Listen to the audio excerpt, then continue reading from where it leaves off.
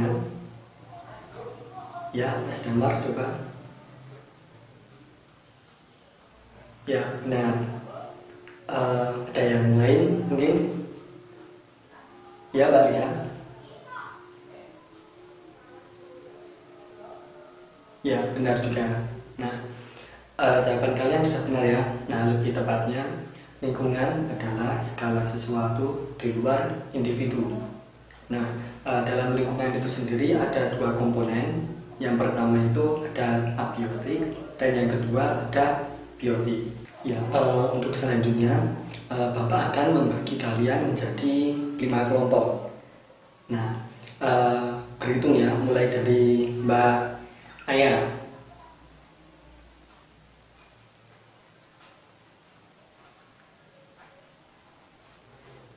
Nah, silakan kalian berkumpul menurut kelompoknya masing-masing.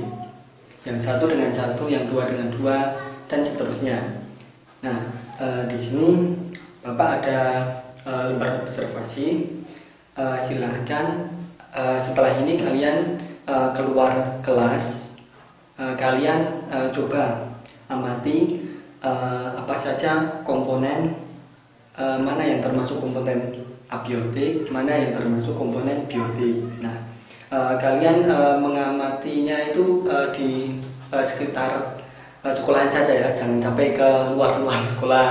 Nah, jadi kalian amati apa saja, misalnya batu. Nah, batu termasuk abiotik atau biotik. Nah, kalian tulis di lembar observasi kalian. Nah, setelah kalian mendapatkan data, coba nanti kalian diskusikan dengan kelompok kalian.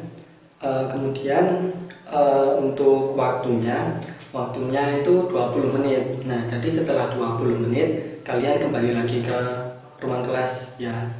Nah, untuk lembar observasinya masing-masing kelompok mendapatkan 1 lembar. Ini untuk lembar observasinya.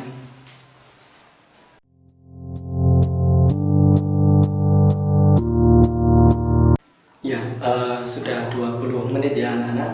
Nah, sekarang masing-masing dari kelompok presentasi ke depannya. Nah, mempresentasikan hasil diskusi kalian, hasil pengamatan dan diskusi kalian. Nah, siapa nih kelompok yang mau maju pertama? Ayo angkat tangan. Siapa? Oh ya, kelompoknya Mas Damar, ayo maju.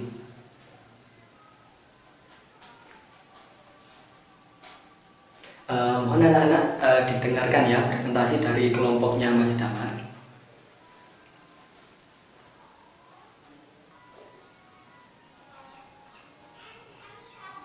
Ya, mungkin nih dari teman-teman atau kelompok yang lain mungkin ada pertanyaan untuk kelompoknya Mas Damar. Ayo, siapa? Ya, Mbak Aya, coba.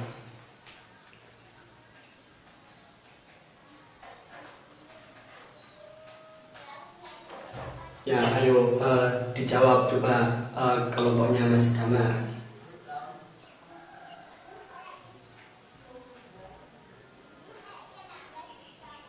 Ya, mungkin ada lagi yang ingin bertanya. Ya, Mbak Lisa, ayo.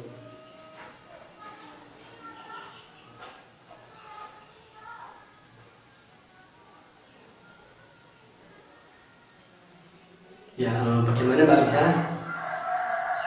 Ya, sudah. Ya, mungkin yang lain ada yang ingin ditanyakan? Ya, sepertinya sudah tidak ada. Ya, terima kasih untuk kelompoknya Mas Damar, bisa kembali ke tempatnya dulu. Tepuk tangan untuk kelompoknya Mas Damar.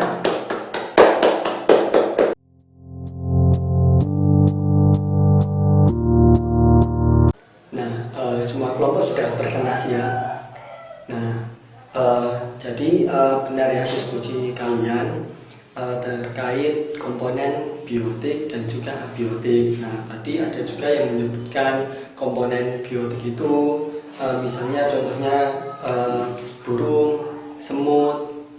kemudian manusia, ada juga tumbuhan. Nah, benar ya. Kemudian ada juga komponen abiotik. Nah, tadi ada juga yang menyebutkan batu, kemudian tanah, kemudian sapu. Nah, itu juga benar. Nah, jadi kalian sudah paham ya, mana yang termasuk komponen biotik, mana yang termasuk komponen abiotik. Nah, dalam lingkungan, nah itu dari komponen biotik dan juga abiotik itu ada interaksi antar keduanya. Nah, misalnya coba perhatikan gambar ini. Nah, gambar ini itu menunjukkan ada ikan di dalam akuarium. Nah, coba nih kalian interaksi apa yang terjadi antara gambar yang Bapak tampilkan di PPT ini. Ya, ada yang bisa menjawab? Ya, Mas Hanif coba. Ya, benar. Nah, jadi interaksi antara biotik dan juga abiotik. Nah, benar ya jawaban dari Mas Hanif. Nah, untuk yang biotik ini adalah ikan dan abiotiknya itu adalah air. Nah, saling interaksi. Nah, interaksinya itu terjadi pada saat ikan ini melakukan respirasi atau pernafasan. Nah, di mana ikan ini akan membuka mulutnya sehingga air masuk. Nah, air masuk, kemudian ikan tersebut mengambil oksigen terlarut dalam air. Nah, jadi pada saat proses pernafasan pada ikan, nah itu ada interaksi antara komponen abiotik. Komponen abiotiknya itu air. Di dalam airnya itu ada molekul oksigen. Nah, dan komponen biotiknya itu ikan itu. Nah, selain interaksi antara abiotik dengan biotik, ada juga interaksi antar komponen biotik dengan biotik. Nah, misalnya pada proses makan dan dimakan. Nah, pada rantai makanan, jaring saring makanan, dan juga piramida makanan. Nah, di sana ada interaksi antar komponen biotik dengan biotik, yaitu interaksi makan dan dimakan. Nah, contoh pada rantai makanan bisa dilihat pada PPT yang Bapak buat ini. Nah, di sini menunjukkan antar satu komponen biotik dengan komponen biotik yang lainnya itu saling makan dan dimakan. Nah, selain interaksi makan dan dimakan, ada juga interaksi hidup bersama. Nah, istilahnya itu adalah simbiosis. Nah, simbiosis ini dibagi menjadi 3 macam. Yang pertama itu ada simbiosis mutualisme. Kemudian yang kedua ada simbiosis komensalisme. Kemudian yang ketiga ada simbiosis parasitisme. Nah, yang pertama simbiosis mutualisme. Nah, apa itu simbiosis mutualisme? Nah, simbiosis mutualisme ini di mana pihak yang satu mendapatkan keuntungan, pihak yang satunya lagi juga mendapatkan keuntungan. Nah, contohnya ini pada bunga dan kupu-kupu. Nah, keduanya ini merupakan contoh dari simbiosis mutualisme. Nah, keuntungannya itu di mana? Nah, bagi kupu-kupu. Nah, kupu-kupu ini diuntungkan karena yang kupu-kupu mendapatkan makanan dengan menghisap sari madu dari bunga. Nah, sedangkan bunga ini diuntungkan karena membantu proses penyerbukan. Nah, jadi ketika kupu-kupu ini hinggap di bunga yang satu dengan kemudian hinggap lagi ke bunga yang satunya lagi, nah itu akan membawa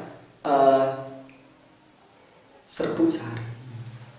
Ya, kemudian yang kedua ada simbiosis komensalisme. Nah, apa itu simbiosis komensalisme? Simbiosis komensalisme ini di mana pihak yang satu diuntungkan, kemudian pihak yang lain ini tidak diuntungkan, namun juga tidak dirugikan.